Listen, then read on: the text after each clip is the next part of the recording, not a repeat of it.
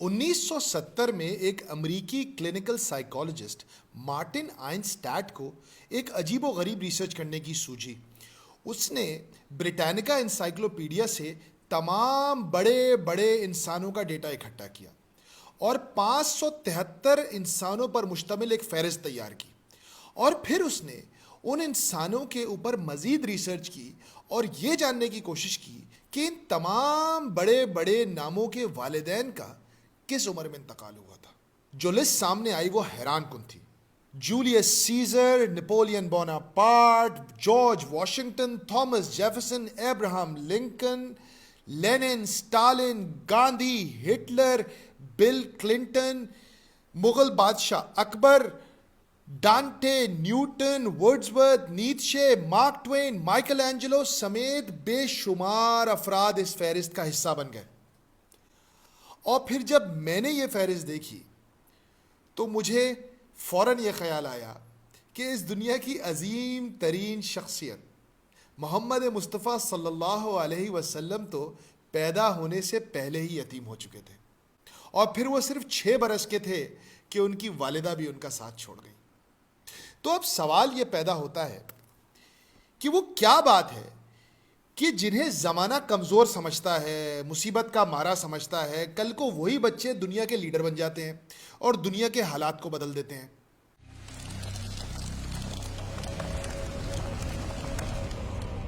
Researcher نے کہا کہ بچپن میں والدین کو کھو دینے سے بچوں کے اندر ایک احساس محرومی آتا ہے، ایک انسیکیورٹی کا احساس آتا ہے، اور وہ احساس ان بچوں کے دل اور دماغ میں ایک آگ لگا دیتا ہے۔ اور وہ آگ کیا ہوتی ہے کہ اب ہمارا کوئی کرنے والا نہیں، ہمیں خود اپنے پیروں پر کھڑا ہونا ہے اور ہمیں خود زمانے کے تمام حالات کا مقابلہ کرنا ہے۔ اور پھر یہ احساس ان بچوں کو اتنا تگڑا بناتا ہے کہ وہ اپنے ساتھ کے تمام بچوں سے بہت آگے نکل جاتے ہیں اور پھر آگے بڑھ کر دنیا کے لیڈرز بنتے ہیں۔ اب اگر آپ ایک ماں یا باپ ہیں اور یہ ویڈیو دیکھ رہے ہیں تو یقیناً آپ کے دماغ میں سوال آئے گا کہ یار زندگی اور موت تو اللہ کے ہاتھ میں ہے، ہم تو ابھی زندہ ہیں، اب ہم ایسا کیا کریں کہ اپنے بچوں کو عظیم انسانوں کی فہرست میں شامل کر دیں۔ تو دیکھیں، پرنسپل کو سمجھیں۔ پرنسپل یہ ہے کہ وہ بچے جنہیں بچپن میں رگڑا ملتا ہے، مشکل حالات ملتے ہیں، وہ آگے جا کر عظیم انسان بنتے ہیں۔ لیکن ہم کیا کر رہے ہیں؟ ہماری زندگی کا محور ہمارے بچے ہیں۔ ہم اپنا پیٹ کاٹ کر، اپنی خواہشات کو مار کر، اپنے تمام نیڈز کو سیکریفائز کر کر اپنے بچوں کی ضروریات پوری کر۔ ابھی بچے کے منہ سے کوئی خواہش نکلتی نہیں ہے لیکن ہم اسے پورا کر دیتے ہیں۔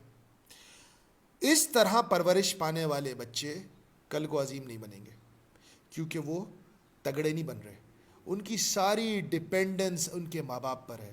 بانو قدسیہ نے بڑی اچھی بات کہی تھی، انہوں نے فرمایا کہ جب کوئی درخت بہت بڑا اور گھنا ہوتا ہے نا تو اس کے نیچے کوئی اور درخت پنپتا نہیں ہے، کیونکہ بڑے درخت کی وجہ سے اس چھوٹے درخت پر کبھی دھوپ ہی نہیں پڑتی، اور جب کسی درخت کو دھوپ نہ ملے تو وہ بڑھتا ہی نہیں ہے۔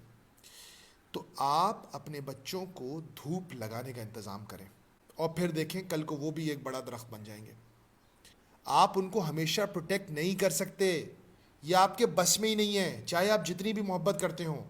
ہمارا پرابلم یہ ہے کہ ہم اپنی پوری دیانتداری اور اخلاص کے ساتھ اپنی اولاد کا کام خراب کر رہے ہیں، اور کل جب وہ خود ہمارا خیال نہیں رکھیں گے اور ہماری رسپانسبلٹی نہیں اٹھائیں گے تو ہم ان کو گالیاں دیں گے، ہائی یہ کیسے ہو گئے؟ او بھائی آپ نے ایسا کیا ہے، آپ نے انہیں تیار کیا تھا کہ بیٹا آپ کو کسی چیز کی رسپانسبلٹی اٹھانے کی ضرورت نہیں ہے، نہ آپ کو اپنا کمرہ صاف کرنے کی ضرورت ہے، نہ آپ کو اپنے برتن دھونے کی ضرورت ہے، نہ آپ کو اپنے کپڑے دھونے کی ضرورت ہے، نہ آپ کو اپنا باتھ روم صاف کرنے کی ضرورت ہے، ہم ہیں نا، ہم سارے کام کریں گے۔